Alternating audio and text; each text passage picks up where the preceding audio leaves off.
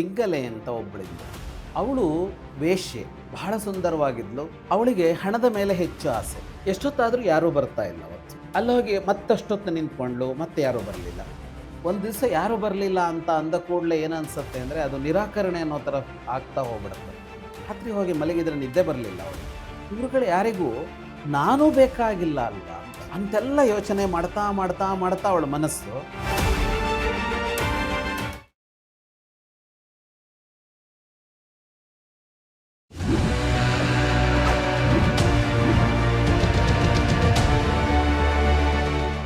ನಮಸ್ಕಾರ. ಬೆಳಕಿಲ್ಲ ಪ್ರದೀಪ್ ಯೂಟ್ಯೂಬ್ ಚಾನಲ್ನ ಎಲ್ಲ ವೀಕ್ಷಕರಿಗೂ ಕಥಾ ಸಂಚಯ ಕಾರ್ಯಕ್ರಮಕ್ಕೆ ಸ್ವಾಗತ. ನಮ್ಮ ಜೊತೆ ವಿದ್ವಾನ್ ಜಗದೀಶ್ ಶರ್ಮಾ ಸಂಪ ಅವರಿದ್ದಾರೆ. ಅವ್ರನ್ನ ಕಾರ್ಯಕ್ರಮಕ್ಕೆ ಸ್ವಾಗತ ಮಾಡೋಣ. ಸಮಯ ವ್ಯರ್ಥ ಮಾಡದೆ ಕಥೆ ಹೇಳಿ. ಪಿಂಗಲೆ ಅಂತ ಒಬ್ಬಳಿದ್ಲು. ಪಿಂಗಲೆ ಅಂತ ಅವಳು. ಪಿಂಗಲೆ ಅವಳಿದ್ದಿದ್ದು ಮಿಥಿಲೆಯಲ್ಲಿ. ನಾಡಿಯ ಅಲ್ಲ, ಪಿಂಗಲ ಅದಲ್ಲ, ಇಡಾ ಪಿಂಗಲ ಅದೇ ಇದರಲ್ಲೇ ಹೆಸರಿಟ್ಟಿರಬಹುದು. ಮಿಥಿಲಾ ನಗರದಲ್ಲಿದ್ದವಳು. ಜನಕ ಆಳ್ತಾ ಇದ್ನಲ್ಲ, ಸೀತೆಯ ತವರೂರು ಅಂತ, ಅಲ್ಲಿದ್ದು. ಸೀತೆಯ ಕಾಲ ಅಲ್ಲ, ಯಾವುದೋ ಕಾಲದಲ್ಲಿ, ಸೀತೆಯ ಕಾಲದ ಅನಂತರವೋ ಅದಕ್ಕಿಂತ ಮೊದಲೋ ಯಾವುದೋ ಕಾಲದಲ್ಲಿದ್ದು. ಅವಳು ವೇಶ್ಯಾವೃತ್ತಿ ಮಾಡ್ತಾ ಇದ್ದವಳು. ಪಿಂಗಲೆ ಬಹಳ ಸುಂದರವಾಗಿದ್ಲು. ಹಾಗಾಗಿ ತುಂಬ ಜನ ಬರ್ತಾ ಇದ್ರು. ಸಂಜೆ ಆಗುತ್ತಾ ಇದ್ದ ಹಾಗೆ ಸಿಂಗಾರ ಮಾಡ್ಕೊಳ್ತಾ ಇದ್ಲು. ಬಾಗಿಲಲ್ಲಿ ನಿಲ್ತಾ ಇದ್ಲು. ಬಾಗಿಲಲ್ಲಿ ನಿಂತು ಬರೋವರನ್ನು ನಿರೀಕ್ಷೆ ಮಾಡ್ತಾ ಇದ್ಲು. ಅವಳಿಗೆ ಹಣದ ಮೇಲೆ ಹೆಚ್ಚು ಆಸೆ.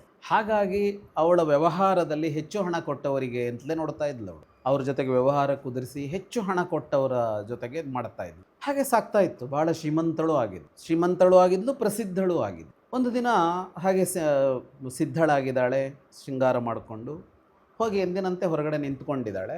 ಎಷ್ಟೊತ್ತಾದರೂ ಯಾರೂ ಬರ್ತಾ ಇಲ್ಲ ಅವತ್ತು. ಸರಿ, ನಿಂತು ಕೈಕಾಲು ನೋಯಿತು, ಬೇಸರ ಆಯಿತು, ಬಂದು ಒಳಗಡೆ ಕುಳಿತುಕೊಂಡ್ಳು. ಸ್ವಲ್ಪ ಹೊತ್ತು ಬಿಟ್ಟು ಮತ್ತೆ ಹೊರಗಡೆ ಬಂದು ಅಲ್ಲಿ ಹೋಗಿ ಮತ್ತಷ್ಟೊತ್ತು ನಿಂತ್ಕೊಂಡ್ಳು, ಮತ್ತೆ ಯಾರೂ ಬರಲಿಲ್ಲ. ಮತ್ತೆ ಒಳಗೆ ಬಂದು ಕುಳಿತಲು.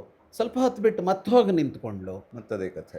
ಮತ್ತದೇ ಅರ್ಧರಾತ್ರಿಯವರೆಗೆ ಆಯಿತು. ಸಂಜೆ ನಿಂತ್ಕೊಳ್ತಾ ಇದ್ದಿದ್ದವಳು ಅರ್ಧರಾತ್ರಿಯವರೆಗೆ ಬಾಗಿಲಲ್ಲಿ ನಿಲ್ಲೋದು, ಒಳಗೆ ಬರೋದು, ಕೂರೋದು, ಮತ್ತೆ ಹೋಗೋದು, ಬಾಗಿಲಲ್ಲಿ ನಿಲ್ಲೋದು, ಒಳಗೆ ಬಂದು ಕೂರೋದು, ಮತ್ತೆ ಹೋಗೋದು. ಭಾರೀ ಬೇಜಾರಾಗೋಯ್ತು, ಬಹಳ ಬೇಸರ ಆಗೋಯ್ತು. ಹತಾಶೆ, ನಿರಾಸೆ, ಎಲ್ಲ ಅಸಹನೆ. ಅಂದರೆ ಅಷ್ಟು ಜನಪ್ರಿಯತೆ ಇತ್ತು, ಜನ ಬರ್ತಾ ಇದ್ರು. ಒಂದು ದಿವಸ ಯಾರು ಬರಲಿಲ್ಲ ಅಂತ ಅಂದ ಕೂಡಲೇ ಏನನ್ಸುತ್ತೆ ಅಂದರೆ ಅದು ನಿರಾಕರಣೆ ಅನ್ನೋ ಥರ ಆಗ್ತಾ ಹೋಗ್ಬಿಡುತ್ತೆ. ಎಲ್ಲರಿಗೂ ಹಾಗೇನೆ. ಅಂದರೆ ಈ ತರಹ ಈ ಜನಾನುರಾಗದಿಂದ ನಡೆಯುವ ಯಾವೆಲ್ಲ ಕೆಲಸಗಳಿವೆಯೋ ಅಲ್ಲೆಲ್ಲ ಹಾಗೇನೆ. ಕಲೆ ಅಥವಾ ನಾವು ಮಾಡ್ತಾ ಇರುವ ಮಾತುಗಾರಿಕೆ ಅಂಥದ್ದು, ಅಥವಾ ಇವತ್ತಿನ ಮೀಡಿಯಾ, ಸೋಷಿಯಲ್ ಮೀಡಿಯಾ, ಅದರ ಫಾಲೋವರ್ಸ್ ಇತ್ಯಾದಿಗಳಲ್ಲೋ, ಅಥವಾ ಸೆಲೆಬ್ರಿಟಿಗಳು, ಯಾರೋ ಒಬ್ಬನ ಸಿನಿಮಾ ಓಡಲಿಲ್ಲ, ಮುಂದಿನ ಸಿನಿಮಾ ಅಂತ ಆದಾಗಲೋ, ಹೀಗೆ ಈ ತರಹ, ಅಥವಾ ರಾಜಕಾರಣಿಗಳು, ಇಲ್ಲಿ ಎಲ್ಲ ಕಡೆಯಲ್ಲಿ ಈ ಯಾರೋ ಒಂದು ದಿವಸ ಇಲ್ಲ ಅಂತಾದರೂ ಅಂತಂದು ಕೂಡಲೇ ವಿಲಿವಿಲಿ ಒದ್ದಾಡಿಸ್ಬಿಡುತ್ತದು. ಬಹಳ ಕಷ್ಟ ಕೊಡುತ್ತೆ. ಅಂದರೆ ಅಲ್ಲಿಯವರೆಗೆ ಒಂದು ಭಾರೀ ಜನಪ್ರಿಯತೆ ಇದ್ದು, ಈಗ ಒಂದು ಕಡೆ ಹೋದ ಅಂದರೆ 1,00,000 ಜನ ಸೇರ್ತಾ ಇದ್ರು, ಅಥವಾ ಯಾರೋ ಭಾಷಣಕಾರ ಹೋದಾದ್ರೆ 1,000 ಜನ ಸೇರ್ತಾ ಇದ್ರು. ಒಂದು ಕಡೆ ಹೋದಾಗ 10 ಜನವೂ ಇಲ್ಲ ಅಂತಂದರೆ, ಮಂತ್ರಿಗಳು ಹೋದಾಗ ಖಾಲಿ ಕುರ್ಚಿ ಅಂತ, ಅದೊಂಥರ ಭೂಮಿ ಯಾಕೆ ಬಾಯಿ ಬಿರೋದು, ನನ್ನನ್ನು ಒಳಗೆ ತಗೋಬಾರ್ದು ಅನ್ನೋಷ್ಟು ಆಗಿಬಿಡತ್ತೆ. ಅಂದರೆ ಈ ನಿರಾಕರಣೆಯನ್ನು ಸಹಿಸೋದು ಕಷ್ಟ. ಒಂದು ಸಲ ಜನಪ್ರಿಯತೆಗೆ ಬಿದ್ದು ಬಿಟ್ಟರೆ ಅಡಿಕ್ಷನ್ ಅದು, ಆಮೇಲೆ ಅಲ್ಲಿಂದ ವಾಪಸ್ ಬರೋಕ್ಕೆ ಕಷ್ಟ ಆಗುತ್ತೆ. ಅವಳಿಗೆ ಹಾಗೆ ಆಯಿತು. ಅಂದರೆ ಅವಳಿಗೆ ತನ್ನ ಸೌಂದರ್ಯದ ಬಗ್ಗೆ ಬಹಳ ಹೆಮ್ಮೆ ಇತ್ತು. ತುಂಬ ಜನ ಕೇಳ್ಕೊಂಡು ಬರ್ತಾಯಿದ್ರು, ಇವಳು ಆಯ್ಕೆ ಮಾಡ್ತಾಯಿದ್ಲು ಹೆಚ್ಚು ಹಣ ಕೊಡುವವರನ್ನು ಅಂತ. ಆದರೆ ಇವತ್ತು ಒಬ್ಬನೂ ಇಲ್ಲ ಅಂತ ಒಂದು ದಿವಸ ಆಗಿದ್ದದು. ಆ ನಿರಾಕರಣೆಯನ್ನು ಸಹಿಸೋದಕ್ಕಾಗಲಿಲ್ಲ. ರಾತ್ರಿ ಹೋಗಿ ಮಲಗಿದ್ರೆ ನಿದ್ದೆ ಬರಲಿಲ್ಲ ಅವಳಿಗೆ. ಅರ್ಧರಾತ್ರಿ ಆದರೂ ಯಾರೂ ಬರಲಿಲ್ಲ. ಬಾಗಿಲಕ್ಕೊಂಡು ಹೋಗಿ ಮಲಗಿದ್ರೆ ನಿದ್ದೆ ಬರಲಿಲ್ಲ. ಆಗ ಅವಳ ತಲೆಯಲ್ಲಿ ಯೋಚನೆಗಳು ಹರಿಯೋದಕ್ಕೆ ಆರಂಭ ಆಯಿತು. ಯಾರೂ ಬರಲಿಲ್ಲ ಅಂದರೆ ಯಾರಿಗೂ ಇವತ್ತು ನಾನು ಬೇಕಾಗಿಲ್ಲ. ಈಗ ಯಾರೆಲ್ಲ ಬರ್ತಾ ಇದ್ರು, ಕೆಲವರು ಮತ್ತೆ ಬರ್ತಾ ಇರ್ತಾರಲ್ಲ, ಅವ್ರಿರಲಿ, ಯಾರೇ ಇರಲಿ, ಇವ್ರುಗಳು ಯಾರಿಗೂ ನಾನೂ ಬೇಕಾಗಿಲ್ಲ ಅಲ್ವಾ. ಅಂದರೆ ಅವರಿಗೆ ಯಾವುದೋ ಆಸೆ ಹುಟ್ಟಿದಾಗ, ಬೇಕಾದಾಗ, ಅವರಿಗೆ ಸಮಯ ಇದ್ದಾಗ, ಅವರಿಗೆ ಸನ್ನಿವೇಶ ಇದ್ದಾಗ ಯಾರೋ ಬರ್ತಾರೆ, ನನ್ನನ್ನು ಬಳಸ್ತಾರೆ ಅನ್ನೋದು ಬಿಟ್ಟರೆ ಇವರು ಯಾರೂ ನನಗಾಗೇ ಇಲ್ಲ ಅಂತ ಅನ್ಸೋಕ್ಕೆ ಶುರುವಾಯ್ತು. ಅಂದರೆ ಅದು ಸತ್ಯನೇ, ಅದು ಲೋಕಸತ್ಯ, ಅದು ಲೋಕಸತ್ಯನೇ. ಆದರೆ ರಿಯಲೈಸ್ ಆಗೋಕ್ಕೆ ಟೈಮ್ ತಗೊಳ್ಳೋದು, ಅಕ್ಸೆಪ್ಟ್ ಮಾಡೋದಕ್ಕೂ ಕಷ್ಟ. ಹೌದು, ಅಕ್ಸೆಪ್ಟ್ ಮಾಡೋಕ್ಕಿಂತ ಮೊದಲು ರಿಯಲೈಸ್ ಆಗೋಕ್ಕೆ ತುಂಬ ಸಮಯ ತಗೊಳ್ತು. ಇದು ಇಲ್ಲಿ ಪಿಂಗಲೆ, ಅವಳು ವೇಶ್ಯೆ ಅಂತ ನೋಡ್ತೀವಲ್ಲ, ಇದು ಎಲ್ಲರಿಗೂ ಕೂಡ ಅಂತ. ಅಂದರೆ ಈಗ ನಾನು ಮಾತು ಚೆನ್ನಾಗಿ ಆಡ್ತೀನಿ ಅಂತ ಯಾರೋ ಕೇಳ್ತಾ ಇರ್ತಾರೆ ಅಂತ ಅನ್ನೋದನ್ನು ಜಗತ್ತು ನನ್ನನ್ನು ಒಪ್ಪಿಕೊಂಡಿದೆ ಅಂತ ನಾನು ಭಾವಿಸಬೇಕಾಗಿಲ್ಲ. ನನ್ನ ಮಾತುಗಾರಿಕೆಯನ್ನು ಒಪ್ಪಿಕೊಂಡಿದೆ. ನಾಳೆ ಇನ್ನೊಬ್ಬ ಇನ್ನೂ ಚೆನ್ನಾಗಿ ಮಾತಾಡ್ತಾನೆ ಅಂತ ಅನ್ನಿಸಿದ ದಿನ ಅವ್ರು ನನ್ನನ್ನು ಬಿಟ್ಟು ಬಿಡ್ತಾರೆ, ಆದರೆ ನನ್ನನ್ನು ಮಾತಾಡಿಸೋಲ್ಲ. ನನಗೆ ಗೊತ್ತಿರಬೇಕು ಅದು. ಅದು ನಾನು ಅಷ್ಟು ಇದು ಮಾಡಿದವನಲ್ಲ, ಬಟ್ ಈಗಲ್ಲ ತುಂಬ ವರ್ಷಗಳಿಂದಾನೆ ನಾನು ವಾಯ್ಸ್ ಓವರ್ ಇದು ಮಾಡೋದ್ರ ಬಗ್ಗೆ ಹೇಳ್ತಾ ಇರ್ತೀನಿ. ನನಗಿಂತ ಬೆಟರ್ ಮಾಡೋರು ಇದ್ದೇ ಇರ್ತಾರೆ. ನನ್ನ ಕೋಳಿ ಕೂಗಿನೇ ಬೆಳಗಾಗತ್ತೆ ಅಂತ ನಾನು ಯಾವತ್ತೂ ಅಂದ್ಕೊಂಡಿಲ್ಲ.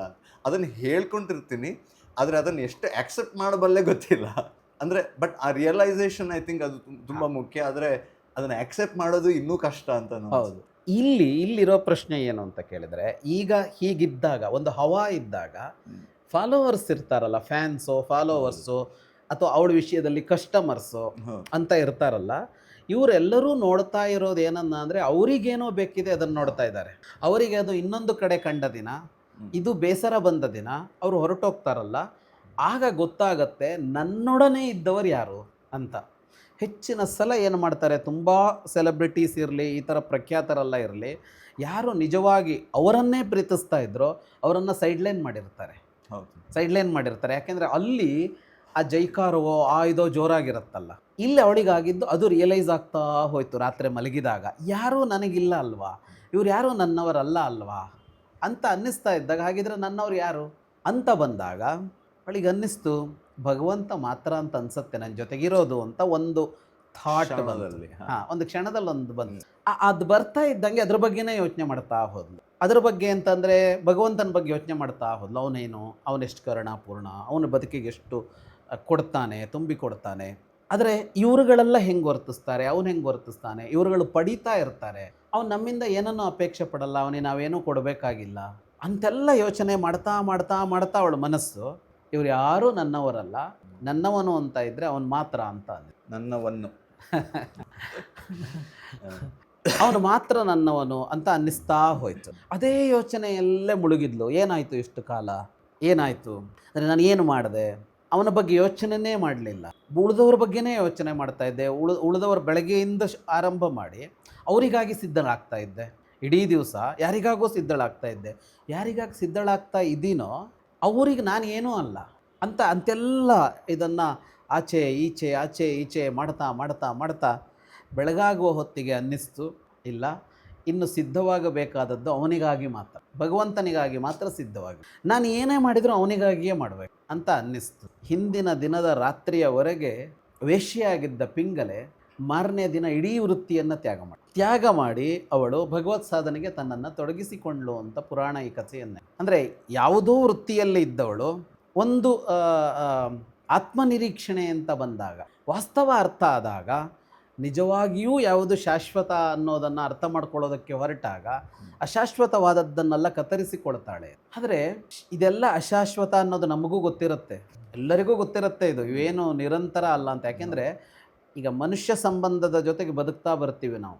ನಮ್ಮ ಬದುಕಿನಲ್ಲಿ 10 ಜನ, 100 ಜನ, 1000 ಜನ ಬರ್ತಾರೆ ಹೋಗ್ತಾರೆ. ಬಂದವರು ಯಾರೂ ನಿಲ್ಲಲ್ಲ ಅನ್ನೋದು ಎಷ್ಟು ಅನುಭವ ಆಗಿರುತ್ತೆ. ಆದರೂ ಮತ್ತೊಬ್ಬ ಮನುಷ್ಯನೊಡನೆಯ ಸಂಬಂಧಕ್ಕಾಗಿ ಹಪಹಪಿಸ್ತೀವಿ, ಕಷ್ಟಪಡ್ತೀವಿ, ಗುದ್ದಾಡ್ತೀವಿ, ಒದ್ದಾಡ್ತೀವಿ. ಶಾಶ್ವತ ಅಲ್ಲ, ಇದು ಒಂದು ದಿವಸ ನಿಂತೋಗುತ್ತೆ. ಆದರೂ ಆ ಭ್ರಮೆಯಲ್ಲಿ ಇರ್ತೀವಿ. ಅಂದರೆ ರಿಯಲೈಸ್ ಆಗೋಲ್ಲ. ಅದಕ್ಕೆ ಈ ಲೋಕ ಮಾಯೆ ಅಂತ ಹೇಳಿ. ಹೌದೌದು, ಮಾಯೆ ಅದೇನೆ ನಮ್ಮನ್ನು ಅದು ಸತ್ಯವನ್ನು ಒಪ್ಪಿಕೊಳ್ಳೋಕೆ ಬಿಡಲ್ಲ. ಗೊತ್ತಿದೆ ಸತ್ಯ ಪಕ್ಕದಲ್ಲಿದೆ, ನಮ್ಮೊಳಗಿಲ್ಲ, ಬಂದಿಲ್ಲ, ಅದು ನಮ್ಮದಾಗಿಲ್ಲ ಅದು. ಆದರೆ ಅವಳಿಗಾಯ್ತದು. ಬಟ್ ನಾವು ಆ ಸತ್ಯವನ್ನು ಸಂಪೂರ್ಣವಾಗಿ ಒಪ್ಕೊಂಡ್ರೆ ನಮ್ಮ ಈ ಜೀವನವನ್ನು ನಡೆಸೋದಕ್ಕೆ ಸಾಧ್ಯ. ಅದೇನು ಅಂತ ಕೇಳಿದರೆ, ಈ ಸತ್ಯ ಒಪ್ಪಿಕೊಂಡು ಇಲ್ಲೇ ಬದುಕಬೇಕು ಅಂತ. ಈಗ ಕೃಷ್ಣನ ಬದುಕಿದೆಯಲ್ಲ, ಗೀತೆಯನ್ನು ಉಪದೇಶ ಮಾಡೋದು, ಅವನು ಇದೆಲ್ಲವೂ ನಶ್ವರ ಅಂತ ಹೇಳ್ತಾನೆ ಕೃಷ್ಣ. ಆದರೆ ಕೃಷ್ಣನ ಬದುಕಿದೆಯಲ್ಲ, ಈಗ ನಶ್ವರ ಅಂತ ಹೇಳಿ ಕಾಡಿಗೆ ಹೋಗಿ ತಪಸ್ಸು ಮಾಡಿದ ಒಬ್ಬ ತಪಸ್ವಿ, ಇದೆಲ್ಲವೂ ನಶ್ವರ, ಇದೆಲ್ಲ ಸುಳ್ಳು ಅಂತ ಸನ್ಯಾಸ ತೆಗೆದುಕೊಂಡ, ಒಬ್ಬ ಯೋಗಿಯಾಗಿ ಹೋದ, ಒಬ್ಬ ಅವಧೂತನಾಗಿ ಹೋದ, ಈ ಕಥೆಗಳಿವೆ, ಈ ಘಟನೆಗಳಿವೆ. ಆದರೆ ಕೃಷ್ಣ ಅವನು ಇದೇ ಜಗತ್ತಿನ ನಡುವೆ ಬದುಕಿದ್ದಾನೆ. ಇವೆಲ್ಲವೂ ಅಶಾಶ್ವತ ಅನ್ನೋದು ಅವನಿಗೆ ಚೆನ್ನಾಗಿ ಗೊತ್ತಿದೆ. ಅವನು ಯಾವುದಿಲ್ಲ, ಅವನಿಗೆ ಸಂಸಾರ ಇಲ್ವಾ, ಹೆಂಡತಿ ಇಲ್ವಾ, ಮಕ್ಕಳಿಲ್ವಾ, ಅಪ್ಪ ಅಮ್ಮ ಇಲ್ವಾ, ಅಣ್ಣ ತಮ್ಮಂದಿರಿಲ್ವಾ, ಗೆಳೆಯರಿಲ್ವಾ, ಯುದ್ಧ ಇಲ್ವಾ, ಸಂಘರ್ಷ ಇಲ್ವಾ, ಯಾವುದಿಲ್ಲ ಕೃಷ್ಣನ ಬದುಕಿನಲ್ಲಿ. ಅಂದರೆ ಅಶಾಶ್ವತ ಅನ್ನುವ ಸತ್ಯವನ್ನು ಅರ್ಥ ಮಾಡಿಕೊಂಡೇ ಇದ್ರ ಜೊತೆ ಬದುಕ್ತಾ ಇರಬೇಕು ಅಂತ. ಅಂದರೆ ಎಷ್ಟು ಅಂಟಿಕೊಳ್ಬೇಕು ಅನ್ನೋ ಲೆಕ್ಕಾಚಾರ ಸಿಕ್ಕಿಬಿಟ್ರೆ ಇದನ್ನು ಆಸ್ವಾದನೆ ಮಾಡೋಕ್ಕೆ ಬರುತ್ತೆ ಅಂತ. ಇದನ್ನು ತ್ಯಾಗ ಮಾಡಲೇಬೇಕು ಅಂತ ಇಲ್ಲ. ಬ್ಯಾಲೆನ್ಸ್ ಕಂಡ್ಕೊಳ್ಳೋದು ಹೇಗೆ ಅಂತ ಕಂಡ್ಕೊಳ್ಳೋದು ಹೇಗೆ? ಅಲ್ಲೇ ಇರೋದು. ಈ ಬ್ಯಾಲೆನ್ಸ್ ಇದೆಯಲ್ಲ ಅಲ್ಲೇ ಇರೋದು. ಚಾಲೆಂಜ್. ಚಾಲೆಂಜ್ ಇರೋದು, ಬ್ಯಾಲೆನ್ಸ್ ಇರೋದು. ನಮ್ಮ ಗುರುಗಳಾದ ರಾಮಭದ್ರಾಚಾರ್ಯರು ಒಂದು ಕತೆ ಹೇಳ್ತೀನಿ, ನಾನು ತುಂಬ ಸಲ ಹೇಳ್ತೀನಿ ಅದು. ಅವರು ಅಂಟ್ಕೋಬೇಕು ಅಂಟ್ಕೋಬಾರದು ಅನ್ನೋದಕ್ಕೆ ಚೆನ್ನಾಗಿ ಹೇಳ್ತಾ ಇದ್ರು. ಒಂದು ಕುರ್ಚೀಲಿ ಕೂತ್ಕೊಂಡಿರ್ತೀವಿ, ಈಗ ನಾನು ಕುರ್ಚೀಲಿ ಕೂತಿದ್ದೀನಿ, ನೀವು ಕುರ್ಚೀಲಿ ಕೂತಿದ್ದೀರಿ. ಈ ಕುರ್ಚಿಯಲ್ಲಿ ಕುಳಿತು ಇದನ್ನು ನಾವು ಆಸ್ವಾದನೆ ಮಾಡ್ತಾ ಇದ್ದೀವಿ, ಆರಾಮಾಗಿ ಕೂತಿದ್ದೀವಿ, ಹೌದು. ಅದು ಮೆತ್ತಗೆ ನಮಗೆ ಅನುಕೂಲಕರವಾಗಿದೆ, ಕೈ ಇಡೋದಕ್ಕೆ ವ್ಯವಸ್ಥೆ ಇದೆ, ಭಾಳ ಆರಾಮಾಗಿ ಅನುಭವಿಸ್ತಾ ಇದ್ದೀವಿ. ಅವ್ರು ಹೇಳ್ತಾ ಇದ್ರು, ಈ ಕುರ್ಚಿಯ ಜೊತೆಗಿನ ಸಂಬಂಧ ಹೆಂಗಿರಬೇಕು ಅಂದರೆ, ಹೇಳ್ಬೇಕು ಅಂತಂದ ಕೂಡಲೇ ಟಕ್ಕಂತ ಎದ್ದೋಗಕ್ಕೆ ಬರಬೇಕು. ಅಂಟಿಕೊಂಡು ಬಿಟ್ರೆ ಅದೇ ಪ್ರಾಬ್ಲಮ್. ಹಾಂ, ಈ ಅಂಟಿಕೊಂಡು ಬಿಟ್ರೆ ಏನು ಅಂದರೆ, ಖುಷಿ ಕೊಟ್ಟ ಕುರ್ಚಿ ಇದೆಯಲ್ಲ ಶಿಕ್ಷೆ ಆಗುತ್ತೆ. ಹೇಳೋಕೆ ಆಗಲ್ಲ ಅಂದರೆ ಬದುಕು ಮಾಡೋಕ್ಕಾಗಲ್ವಲ್ಲ. ಇದು ಈ ಬ್ಯಾಲೆನ್ಸ್ ಅಂದ್ರೆ ಇಷ್ಟೇ ಅಂತ. ಕುತ್ಕೋಬೇಡ ಅಂತ ಇಲ್ಲ, ಅನುಭವಿಸಬೇಡ ಅಂತ ಇಲ್ಲ, ಎದ್ದೋಗಕ್ಕೆ ಬರೋಷ್ಟು ಅಂಟ್ಕೋ.